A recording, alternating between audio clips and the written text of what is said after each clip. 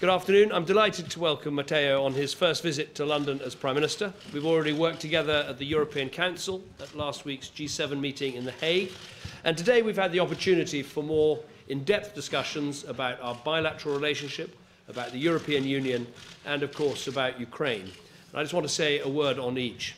On our bilateral relationship, we're both leaders who are taking the difficult decisions needed to build strong and resilient economies, to create jobs, and to create a more secure future for hard-working people.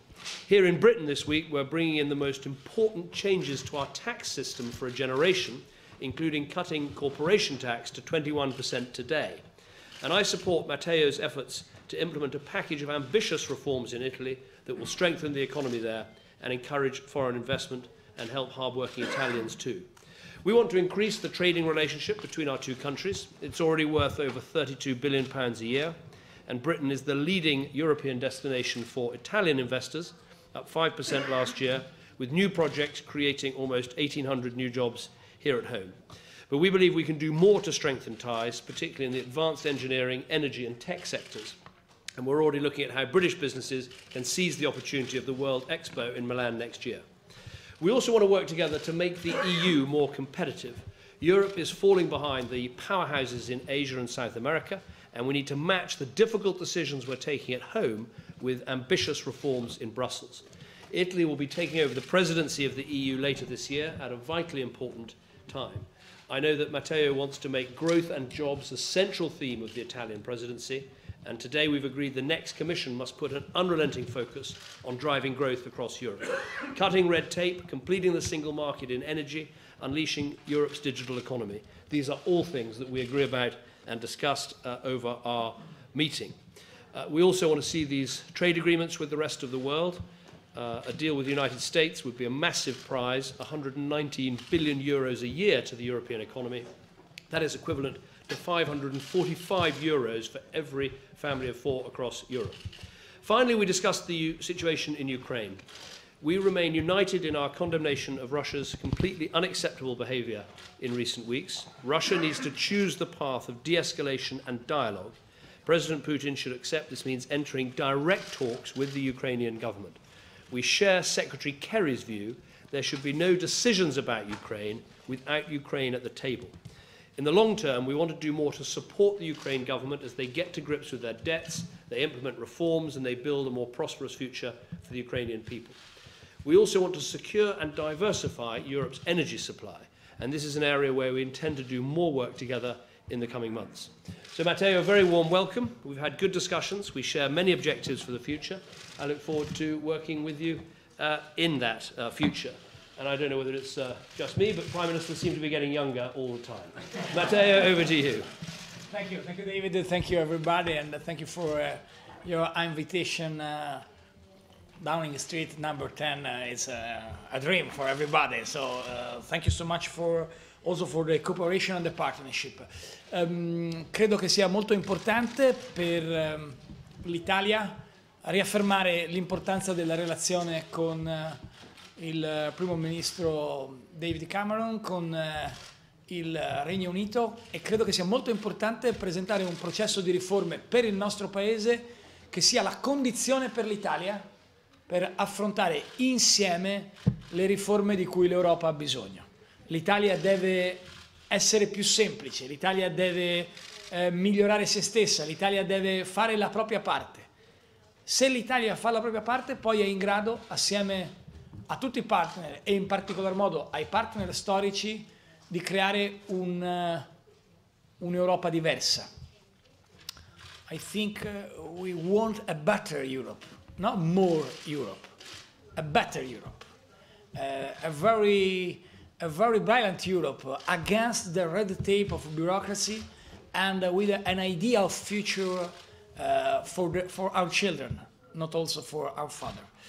Credo che sia stato molto importante condividere insieme le strategie sul Mediterraneo, sull'agenda digitale, sulle sfide energetiche e anche sul futuro dell'economia e della crescita, in un momento nel quale purtroppo abbiamo molto ancora da fare. Oggi commentavo con i giornalisti italiani, e poi ne abbiamo parlato con David, i numeri della disoccupazione. 2011, UK disoccupazione 8%, Italia 8,4%. 2013, UK 7%, Italia 12,3%. Cosa è successo?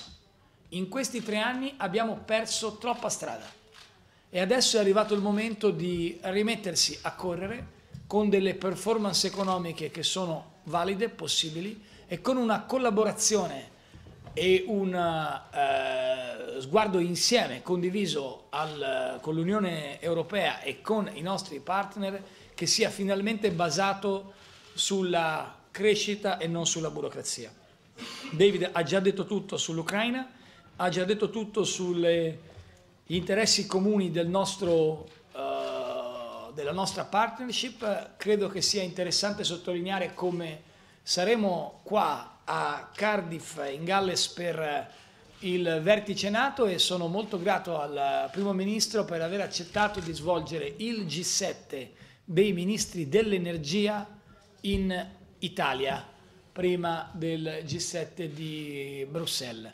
Quindi sono molte le cose che condividiamo. Credo che sarà molto interessante se questa Europa diversa che vogliamo costruire potremo farla lottando contro la paura di chi ha paura di cambiare, ma per noi deve essere chiaro che non c'è Europa, non c'è una grande Europa senza la presenza del Regno Unito, senza la presenza di Devid Cameron, dei suoi concittadini, e quindi per noi è assolutamente fondamentale che in questo percorso complesso e complicato che si apre la presenza dell'UK in Europa non è un qualcosa in discussione, è assolutamente fondamentale e cruciale per noi e lavoreremo insieme, ne sono sicuro. Thank you so much, David, for your invitation. Thank you, Matteo. I think we've got the BBC first. James Robbins from the BBC. Mr. Renzi, listening to you, it makes it sound as if Italy and you are an ally of David Cameron's in wanting fundamental reform of the European Union. Am I right? And does that mean that Italy wants to bring powers back from the centre to Italy? Or is your vision of a reformed Europe completely different from the Prime Minister's? And, Prime Minister, can I ask you one question about Ukraine, which is, do you really share similar ideas about the level of pressure that should be applied to Moscow? Because those countries like Italy, which are much more energy dependent on outside sources, tend to be much less in favour of applying the sort of pressure on Moscow which could produce retaliation. And finally, to you, Prime Minister, many people are very angry about what they see as Royal Mail being sold off far too cheaply. Do you think people are right to feel angry that taxpayers feel that they were given a very poor deal by the government?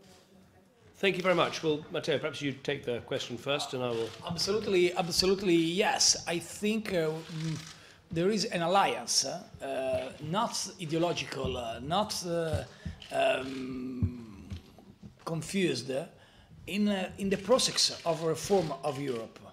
But for us, for Italy, today is absolutely important start from ourselves. It's impossible in Italy fight against the bureaucracy of Brussels if we spent few days to conclude the process of administration in our country. It's impossible for us fight against the ideas of bureaucracy, of red tape in Brussels if our system is old. So for this reason, in this moment in Italy, it's absolutely important to change institutions, to change electoral law, to change constitutions. Yesterday, maybe you know, we presented the reform, the law of a reform of constitutions, very important because reduce also the problems between central government and regions, because change the role of Senate, because change the role of a part of politicians. So for us, it's possible speaking about reforms in Europe only if before we change ourselves. And this is the challenge in the second half of 2014, when Italy will lead the semester of a European presidency. I think we we can discuss with our partners and with David about the future of Europe. Thank you very much. I'm sure we're going to be great allies in fighting the bureaucracy that Matteo has just referred to. I think it's really important for all countries in Europe to do that. To answer your questions very specifically, on Ukraine, of course different countries have different perspectives, but actually I think the EU has done well in that 28 countries came together and set out a tough, consistent and predictable set of measures to send a very clear message to Vladimir Putin about what had happened, why it was wrong, and what needed to happen next. And crucially, at that last EU Council, we agreed that the European Commission should start to draw up detailed plans for sanctions if Putin and Russia went further into eastern Ukraine. And I think that was a good step forward, and we agreed that. Right across the EU, we agreed that. And we also agreed the important steps in terms of travel bans and asset freezes. So we all bring our different perspectives and our different histories and arguments, but actually we came together, and I think we set out a very consistent way forward and the right way forward for the EU.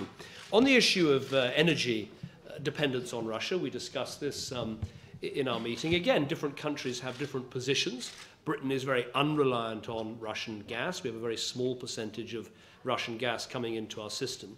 But I think where there's agreement across Europe is that this is a long-term piece of work that has to be done. It is in all our interests, whether, frankly, we're reliant on Russian gas or not. It's in all our interests that all of Europe becomes less reliant, so we're a more resilient continent, so that when shocks take place, they don't affect the gas and oil prices so badly, and countries are able to make more independent decisions. So it's a long-term piece of work, but I'm delighted that Matteo is taking on the work of chairing the G7 energy ministers. The meeting will take place in Italy, because that's going to be a start of the process, as the EU will also take forward, of making us all more energy independent. That's going to mean building LNG terminals, it's going to mean new pipelines, it's going to mean more interconnections between different European countries, it's going to mean completing the single market in energy. These are good things in themselves, but they will also make us less reliant on Russian gas, and that will be strengthening for all of us in the long term. But a long-term piece of work. You can't expect results immediately on that one. On the Royal Mail, what I would say is this. You know, a decade ago, this company was losing money, and people thought that it was in an unrecoverable situation. I would argue the British taxpayer has benefited in 3 ways from the changes we put in place and the privatisation that's taken place. There's the benefit of a sale of Royal Mail and the capital receipt. There's the benefit that this is now a profit-making company paying taxes into the exchequer. And thirdly, this is a successful company, doing well for Britain. So I think we're much better off with Royal Mail in the private sector, and I look forward to that work being completed. Second question, I think, is